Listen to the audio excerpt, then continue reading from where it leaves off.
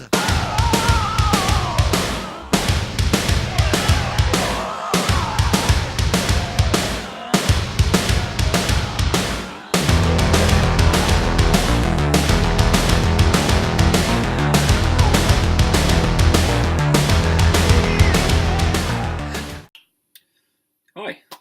Tony here from Metal Monkey Media, and you might recall a little while ago, depending on when I get this posted, I hope to post all of these next 2 weeks, so we should have hopefully another 6 or 7 videos, maybe some more if I can get YouTube to hurry up and load this shit. Still working that out. But a bit of an update on my hand cannon. I like it. So, if you watched the previous video, you will notice that I have taken the scope and the mount off it. More because I just wanted to muck around with it and shoot it in a pure state. It did have a loopholed M8 long eye relief 2-power scope on it, which came with the gun, and a really nice Weaver mount.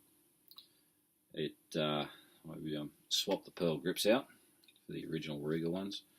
And I think I might leave them on there for a little while because I've got to be honest, they're not as smooth as the fake pearl plasticky ones. These ones are pretty good. But eventually I want to get something that's a bit more grabby, maybe a Pac-Man or something. So, took this out the other night for a silhouette shoot at the club, and it was running a 180 grain pill with about 10 grains of AP70 behind it. What's it like to shoot? Well, with the scope off, it is definitely not as cumbersome and surprisingly accurate. I put the sights on. I had probably 30 rounds to muck around and sight in. We only sighted in at about probably 15 metres, but that 15 metres allowed me to hit targets out to, we only do a night shoot at, I think the furthest distance is probably 50 metres. So that allowed me to hit rams. Unfortunately, I think I'm going to have to change my bullet weight and possibly composition because it just wouldn't roll the rams over. It'd rock them, but it wouldn't roll them. Take turkeys out, it'd flatten the pigs, and the chooks would just go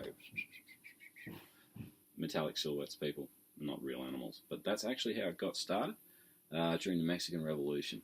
Pancho Villa and his friends used to put a prize out, and they'd have targets, and their best marksman would, I guess the prize was you shoot it, you get to fucking eat it with your mates. It's quite controllable. I got the 180s just to load it down and see what it was like. I think if you're allowed to hunt with a handgun at 180 grainer, it'd probably be a pretty decent load. This thing here, by the way, we are unloaded. You can shoot it one-handed, It takes a surprising bit, so when it goes off, it throws your arm up, but it's not uncomfortable, it's not vicious, and it's not violent. I shot a Desert Eagle a little while ago, quite a few years ago actually, and that a mate's got, and I actually found it to be more violent simply because you've got all that metal mass moving back and then snapping back forward again.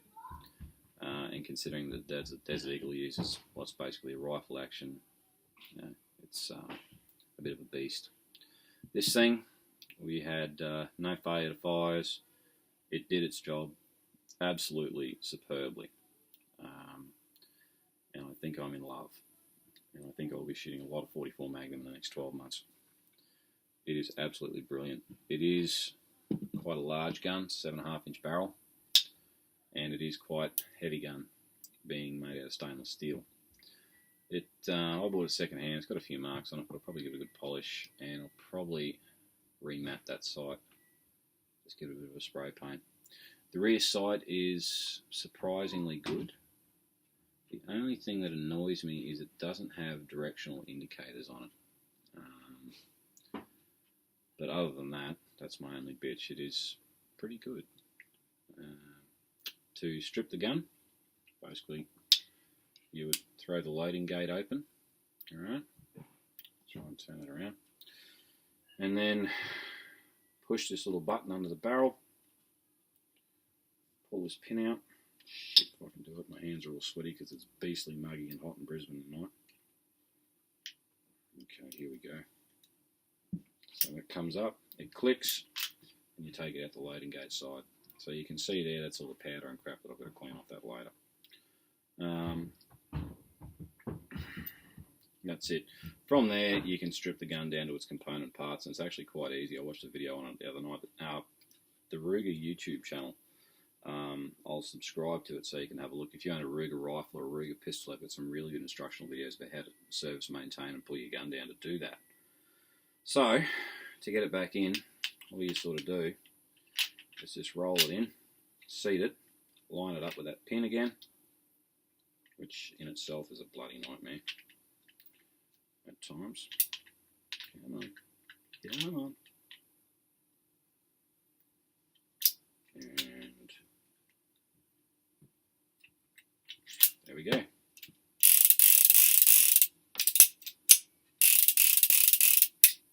Test it. And that's it. Simple. It's probably easier to field strip than mine 1911, surprisingly. So yeah, that is the Ruger Super Black Hawk in 44 Remington Magnum. I highly recommend it. Thanks for watching. Bit of an update.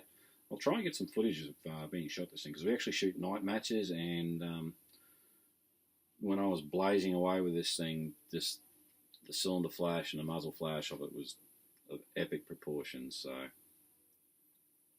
it's probably worth getting some video off. Okay, thanks for watching.